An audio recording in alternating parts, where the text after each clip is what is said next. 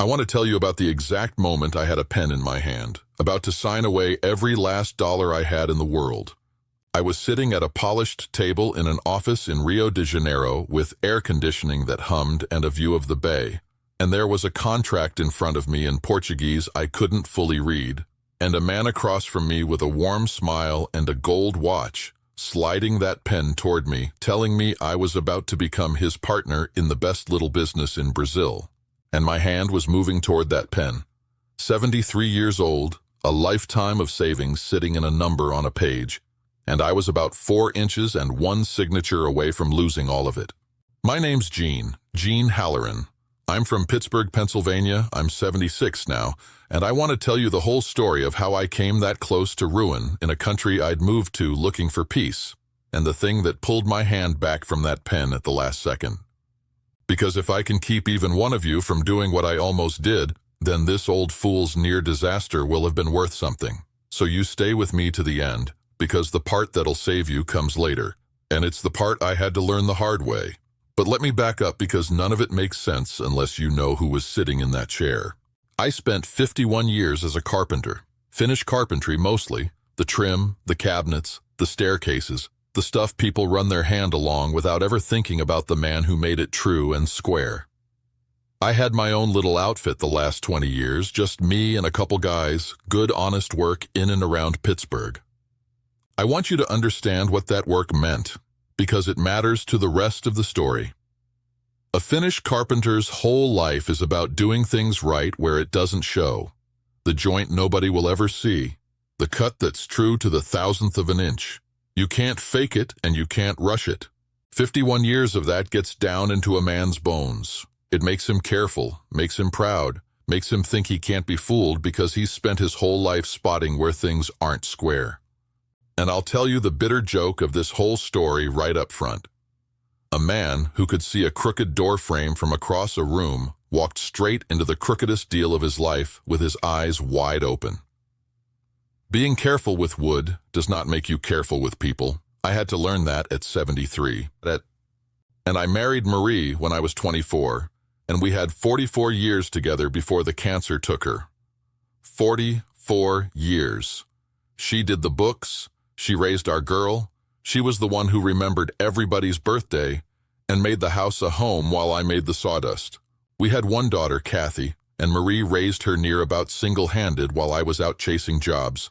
And that's a debt I can't ever repay and won't pretend to.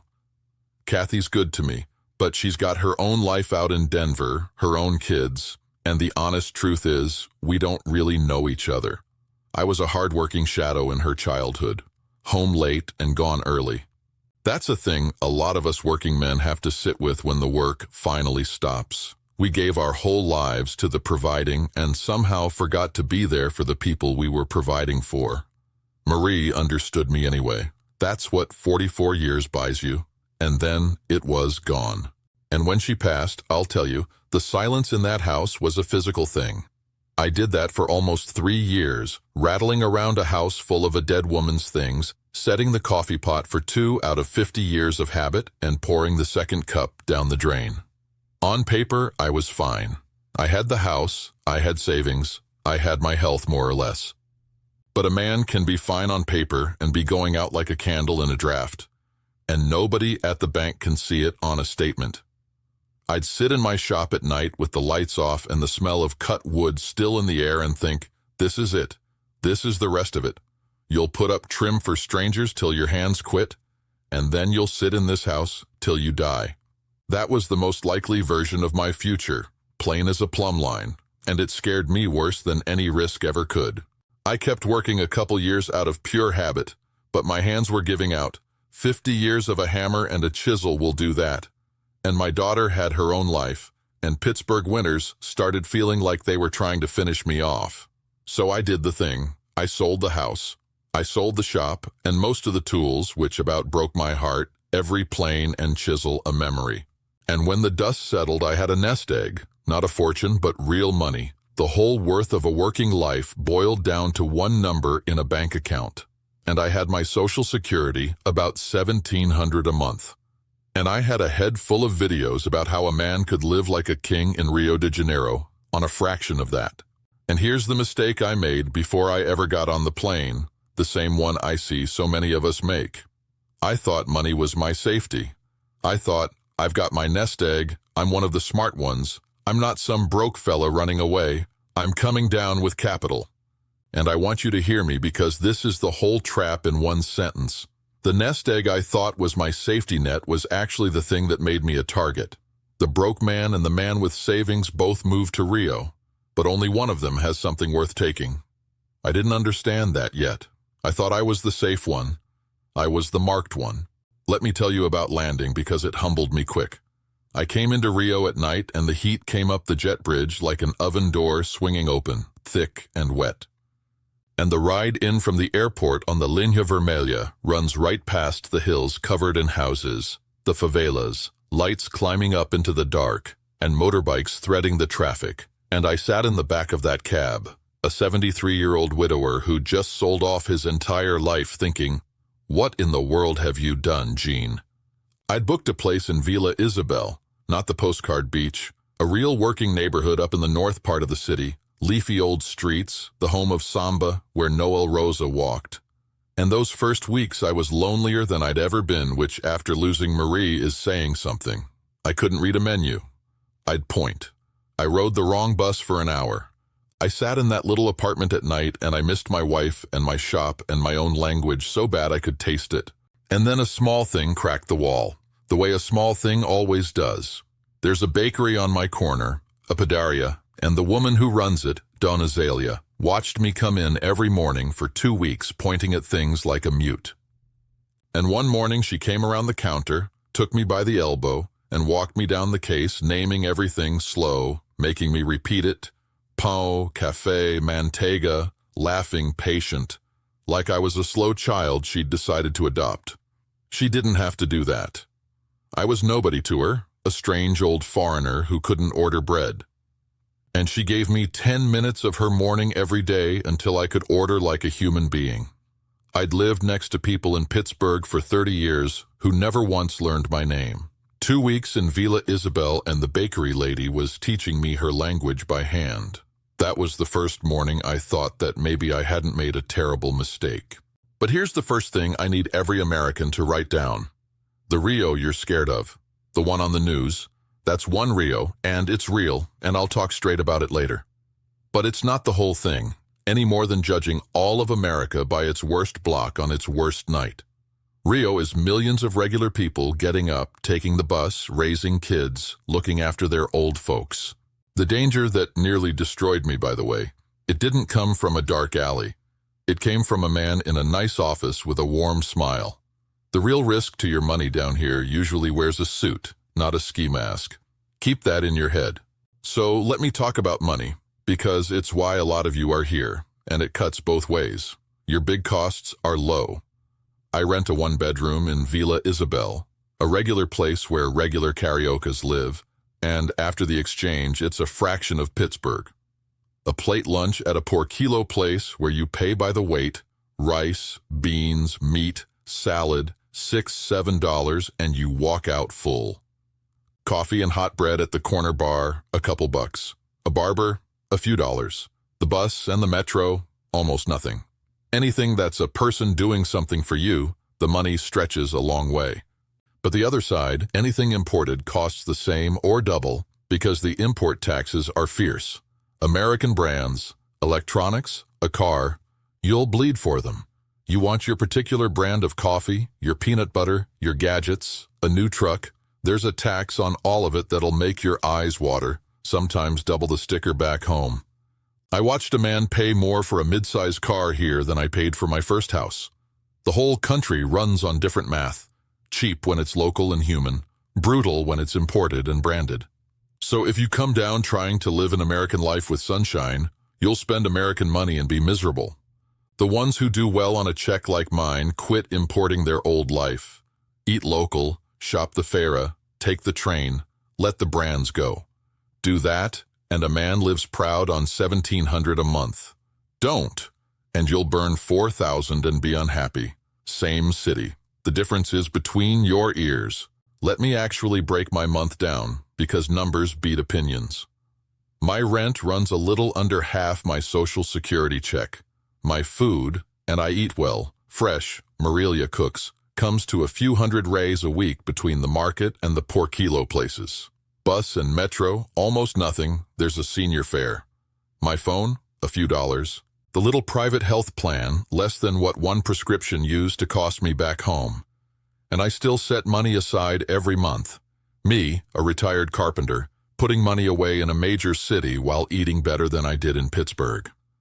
The month I tried to eat at the nice places down by the water and buy the imported coffee, I watched that same check vanish like sawdust off a workbench. So the number on the check is not the story. How you decide to live once you're here, that is the whole story. And the food's a big part of why it works. I shop the feira, the open-air market, where the fruit still smells like the tree it came off, and a pile of vegetables costs a couple dollars. I learned to eat what's in season and what's local.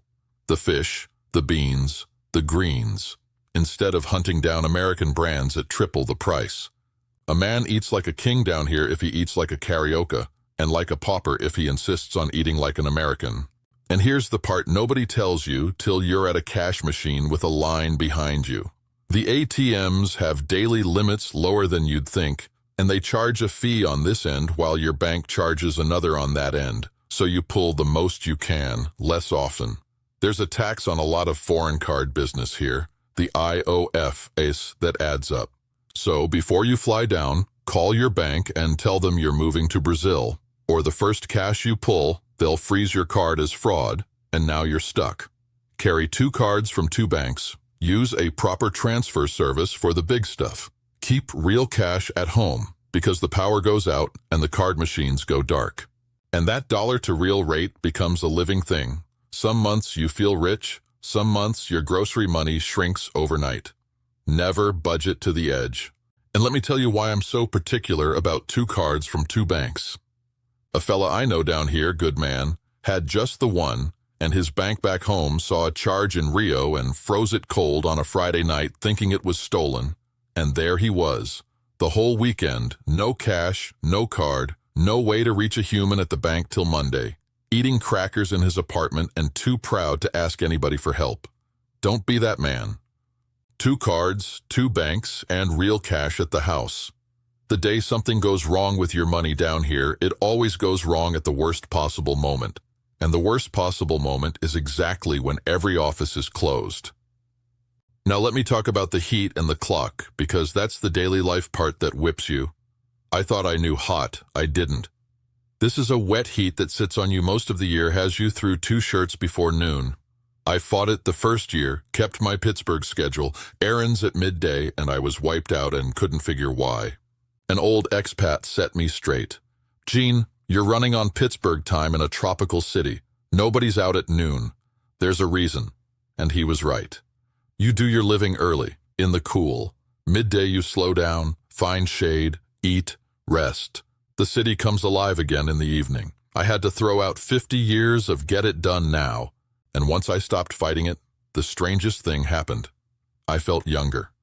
The slow mornings, the rest in the heat of the day, the long, alive evenings out on the street with everybody else. It's a rhythm built for a human body, not a factory clock, and it turns out an old body especially likes it. I sleep better here than I have in decades. The thing I'd braced against as laziness turned out to be a kind of wisdom Pittsburgh beat out of me 60 years ago. And there's what they call the Brazilian hour. A man says 2 o'clock, he means sometime that afternoon. It drove me crazy, a man whose whole trade was measured to the 16th of an inch. But I had it backwards. They're not failing to value time. They're valuing the person in front of them more than the clock. I learned to carry a book and quit scheduling so tight, and I learned the words that save your sanity. Calma, vai dar tudo certo. Easy. It'll all work out.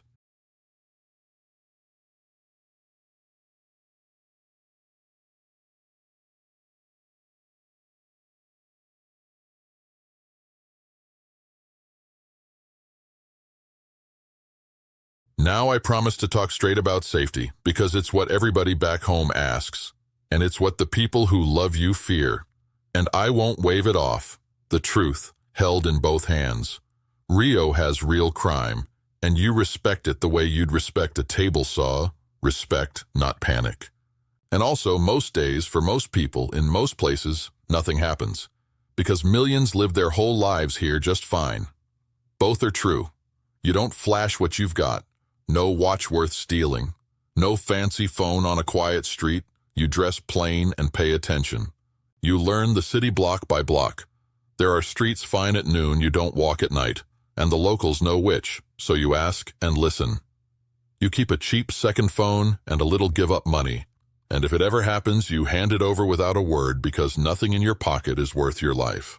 The single biggest thing that made me safer wasn't a lock. It was learning enough of the language and carrying myself like I belonged, and the neighbors who got to know me. That web of people is worth more than any alarm. And let me say a real word about the favelas, the communities up on the hills, because the news back home turned them into a horror movie in your mind, and that's not fair to the people who live there. Some of the kindest, most decent people I've met in this whole city live in those communities. Working families, church-going grandmothers, kids who'll carry your bags up 4 flights and refuse a tip. The poverty is real, and some of those hills are run by people you genuinely do not want to cross. Both things are true at the same time. The rule is simple, and it's about respect. You don't go wandering in as a tourist with a camera around your neck, gawking like it's a zoo. You go if someone who lives there invites you for a reason, and you behave like a guest in somebody's home, because that's exactly what it is. Do that, and you'll find more warmth up on those hills than in any gated tower down by the water. But here's what I learned the hard way, and it's the whole point of this video.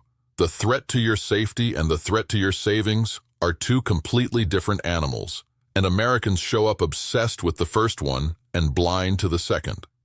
I was so busy clutching my wallet on the bus that I walked wide open into a man who took aim at everything I owned with a pen and a smile. So let me get to it. First, the dull stuff that actually protects you, the paperwork. You come in on a tourist stamp, 90 days, stretchable toward 180 in a year, and a lot of fellas just live like that, running to the border to reset it. But the thing you need from day one is a CPF, the taxpayer number. Without it, you can't rent right, can't get a real phone line, can't function. Get it early. And if you mean to stay, get the proper retirement visa. Brazil has one for retirees who show steady monthly income, and it ends the border runs. The federal police office will test your soul. Take a number, sit under a fan pushing hot air, and the list of requirements is the start of the conversation, not the end. Getting angry is the dumbest thing you can do. That clerk holds your whole life in Brazil in her hands, and she's got all day and you don't. Show up early, every paper in triplicate, dress decent, be kind. Your attitude is your currency here. I'll give you proof of that. My first trip to the federal police, I went in like an American, impatient, sighing, tapping my foot, treating the whole thing like it was beneath me. Got nowhere. Got sent home for a missing photocopy and a worse attitude. The second time, an old hand told me, "Gene, walk in there like you've got all day and like every one of them is doing you a personal favor." So I did. I learned to say good morning, to thank them by name, to wait without huffing, and the same office that had been a brick wall turned into a row of people genuinely trying to help me. Nothing changed but me. That's the whole secret of this country in one government office. Kindness and patience open doors that money and impatience slam shut. And there's the hospital, which I'll keep short because mine was just a scare. Chest pains that turned out to be stress. The month everything went sideways, which tells you something. But hear this. There is no Medicare here, and your U.S. insurance does nearly nothing for you in Brazil. There's the public system, the SUS, free even for you, good people in it, but stretched thin with long lines. Most of us who can carry a private plan, a plano de saúde, shockingly cheap by American standards, or pay cash at a private hospital, a fraction of back home. Sort that out before you need it. When my chest pains hit, it was Marilia who got me to a private clinic, and I want you to hear what it cost.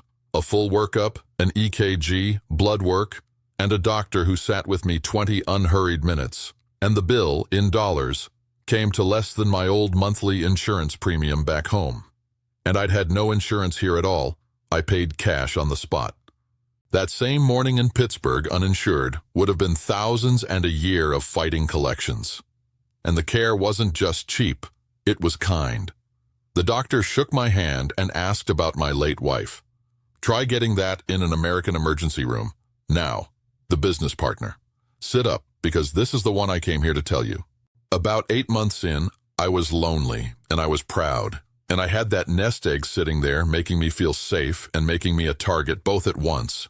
And I met a man, I'll call him Beto. Charming. Spoke beautiful English, which when you're drowning in a foreign language feels like finding a friend in the desert. He'd lived in the States, knew the football teams, knew Pittsburgh even, and he took an interest in me. Not in my money, you understand, in me.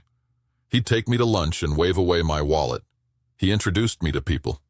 He filled up the lonely, which is the thing you've got to watch, because a lonely man will pay any price for company and not even know he's paying. For 3 months, he was just my friend. That's what I need you to understand about how this actually works. Because it's nothing like the cartoon in your head. There was no hard sell, no obvious con. There was a charming, funny man who remembered my wife's name, who asked after my daughter, who took me to little restaurants I'd never have found, and introduced me around like I mattered. After 3 years of pouring the second cup of coffee down the drain, do you have any idea what that felt like? It felt like being pulled out of cold water. I'd have followed that man anywhere, and that feeling, not the money, is the actual product they're selling. They sell a lonely man the one thing he's starving for, and by the time the opportunity finally comes up, you're not evaluating a business deal anymore. You're trying not to lose your only friend. That's the hook. It goes through your heart, not your head, and your wallet just trails along behind. And then, slow, gentle, came the opportunity. A little business, a posada, a guest house, up the coast, a sure thing, already half running, just needed a partner with some capital to finish the renovation, and it'd throw off income for both of us for life. And wouldn't it be a beautiful thing, he said, for 2 friends to build something together, like family. He showed me photos. He showed me numbers on a spreadsheet that all pointed up. He never once pushed. That's the craft of it. He let me talk myself into it. I lay awake doing the math, and the math said, this solves everything. Income, purpose, a friend, a reason to get up. I had the whole nest egg about counted out in my head. What I didn't see, what you can't see when you're lonely and you want it to be true, is that every single piece of it was built to look exactly like the answer to a lonely old man's prayers. Because it was. They'd watched me. They knew what I was missing better than I did. 2 things saved me, and I thank God for both. The first was an old Australian, 20 years in Rio, who I mentioned the deal to over a beer, casual, proud even. And he set his glass down real slow and said, Gene, how long have you known this bloke? 8 months, and he's offering you family and a fortune in the same sentence? And he told me about the men he'd watched over 20 years sign away everything to a beautiful story, how the business never quite profits, only ever needs more capital, how it always falls apart in a way that costs the foreigner and nobody else. He wasn't cruel. He said, mate, you're a fish, a big, slow, shiny fish. And to a certain kind of bloke, you look like dinner. Before you sign one thing, you take that contract to your own lawyer, not his lawyer, yours. And the second thing was Marilia, but I'll come back to her because she's the better half of this story. So I did it. I took the contract to an independent lawyer, my own, who I found through the Australian and not through Beto. And she read 3 pages and looked up at me over her glasses and asked me one question that I will hear in my head till the day I die. She said, Mr. Halloran, do you understand that in this contract you put in all the money and you own none of the property? Your name is nowhere on the deed. You are lending him your life savings and calling it a partnership. I sat in that lawyer's office and felt the floor drop out from under me. And not because of the money, or not only. Because of Beto. Because the friendship, the lunches, the man who remembered Marie's name, Every last bit of it had been a tool, shaped and sanded and fitted as careful as anything I ever built, and pointed straight at my bank account. The loneliness he'd filled so kindly was the exact opening he'd come in through. That's the part that takes the longest to heal, longer than the fear over the money. You don't just feel stupid. You feel like a fool for ever having let yourself be happy. And I want to tell every man listening, don't let that part close your heart back up, because that's the real loss, bigger than any dollar. Get smart, not cold. There's a world of difference between the two, and it took me a long while to find it. The property the whole thing was built on wasn't even clearly his to sell. The numbers were invented. There was no real guest house income, just a half-wrecked building and a story. If I'd signed, and I was that close, the pen was in my hand at his office 2 days later. That's the scene I opened with. I'd have wired him everything, and inside a year the business would have failed, and the money would have been gone, legally, with nothing I could do, and he'd have been on to the next lonely gringo. My lawyer pulling me out of that chair, figuratively, and Marilia more than once, is the only reason I'm not telling you a very different story right now from a much smaller room. So here is what I need every single one of you to carve in stone. You never invest in something you can't personally run. You never put money into a deal you don't fully understand in your own language. You never, ever use the seller's lawyer or the seller's friend. You get your own independent lawyer who works for you and nobody else. And on property specifically, because this wrecks more foreigners than anything. Yes, a foreigner can legally own real estate in Brazil, in his own name, free and clear. That part's real and good. But you buy it right, with a clean title registered at the cartorio, checked by your lawyer, and your name on the deed. If your name's not on the paper, you don't own it, no matter whose hand you shook or whose family you're marrying into. And keep your savings out of reach of any story, no matter how beautiful, for your first 2 years at least. The kindness down here is real. I cannot say that enough. The generosity I've been shown by people with nothing would break your heart. And the math is also real. Both things are true at once, and the day you can hold both of them at the same time is the day you're finally safe down here. Now let me tell you about Marilia, because she's why this is a story about being saved and not just about being a fool. She's a widow, 62, lived 2 floors down, a retired school teacher who tutored kids in the afternoons. Quiet, sharp, kind. We got to know each other slow, over months, the right way. And when I first told her about Beto and the guest house, all excited, she went quiet. And then she said something I should have listened to before the Australian even. She said, "Gene, the man who is really your friend is in no hurry for your money. Watch who is in a hurry." She'd seen it before. She'd watched a foreigner on her own street lose everything the same way. She wasn't after my nest egg. She was standing between it and the men who were. That's how you tell a real one. The real ones guard your money. The wrong ones find reasons you should spend it. And falling in love again at 73 after Marie, I didn't think it was in the cards. But to be with Marilia was to be taken in by a whole web of people. Her grown kids, the grandkids, her old mother, cousins, neighbors who are somehow family. Because here's the thing nobody tells you. Down here, you don't marry a person. You marry a family, a big one. And that's where the money pull is strongest, right inside the family, where your heart's too tangled to see straight. An American who says yes to everyone gets bled dry in 2 years. One who says no to everyone ends up alone and resented. So Marilia and I sat down and drew our lines together, early, and held them with kindness. We help her mother fully. That's just honor. We helped put a grandchild through a real course, because school is the one thing that changes a family's luck here. But we don't bankroll business ideas, and we're not an ATM for every emergency. And when we say no, we say it warm, together, and we never shame anybody. She handles most of it because she knows who truly needs help and who's trying their luck, which a foreigner alone simply cannot read.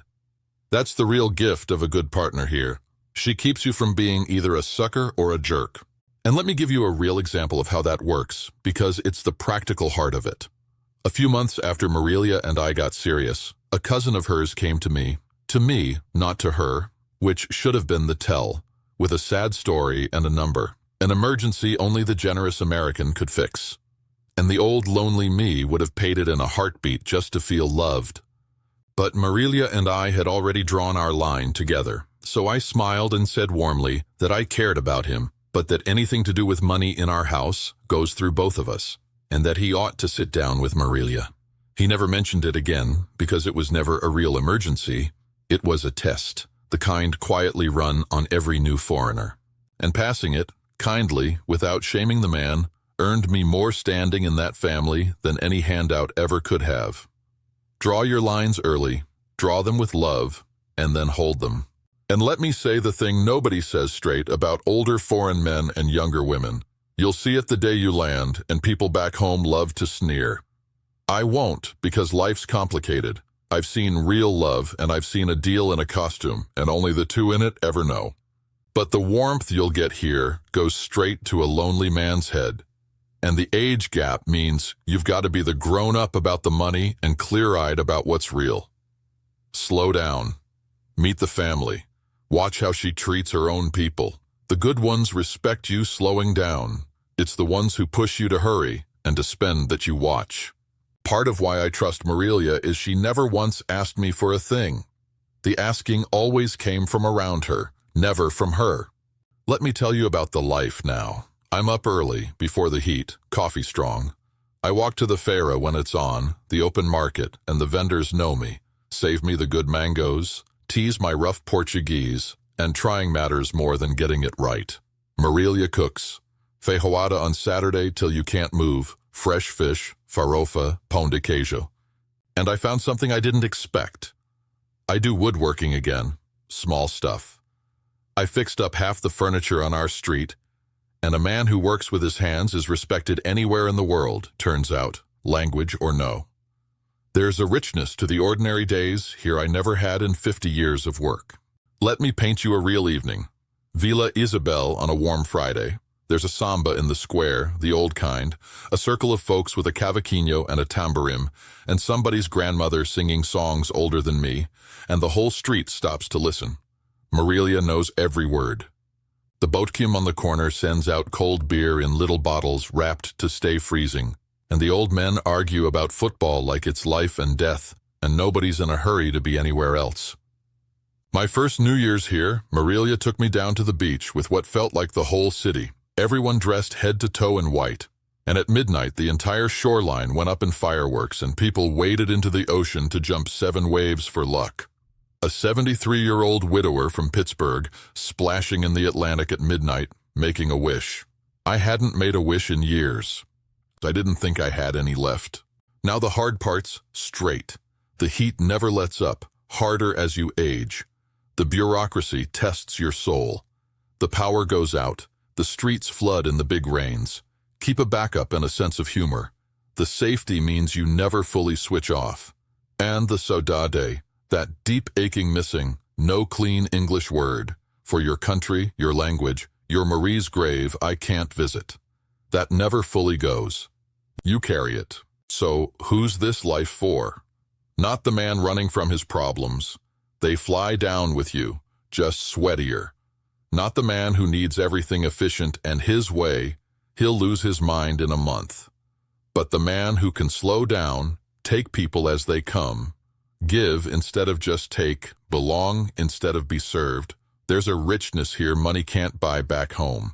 But I won't sell it to you because it isn't for everyone, and the men who come for the wrong reasons are the ones you'll find in the bars by the beach at 3 in the afternoon, bitter, complaining about the country that took them in.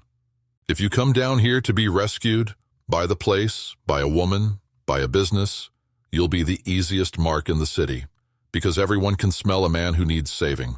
The ones who make it, the happy ones, all came to give something and to belong somewhere, not to be served. This city can tell the difference about a week after you land, and so can the men with the warm smiles and the gold watches. And here's the irony I live with. I came down here thinking my money was my safety, and my money almost destroyed me. What actually kept me safe was the opposite of money. It was people. An honest Australian who told me the truth. A lawyer who asked the right question. A widow 2 floors down who loved me enough to guard what I had from the men who wanted it. We trade that kind of woven-together life away in America for our independence and our privacy, and we tell ourselves it's a good trade. Some mornings, with my coffee and Marilia humming in the kitchen and the whole warm tangle of this life around me, I'm not so sure we got the better end of that deal. That pen, in that cold office with the view of the bay, I think about it more than anyone knows. Because I was 4 inches and 1 signature from losing the entire worth of a 51-year working life, and what stopped my hand wasn't my own smarts. It was that I'd finally, late in life, let a few people get close enough to tell me the truth. The thing I came down here with, money, nearly ruined me. The thing I came down here without, people who'd look me in the eye and say, "Slow down, Gene," is the only thing that saved me. I put that pen down. And reaching across that table to put it down was the smartest thing these old carpenters' hands ever did. And I think that's worth more than everything that was in that account. Dramatized story, told in the style of the channel, for storytelling and entertainment.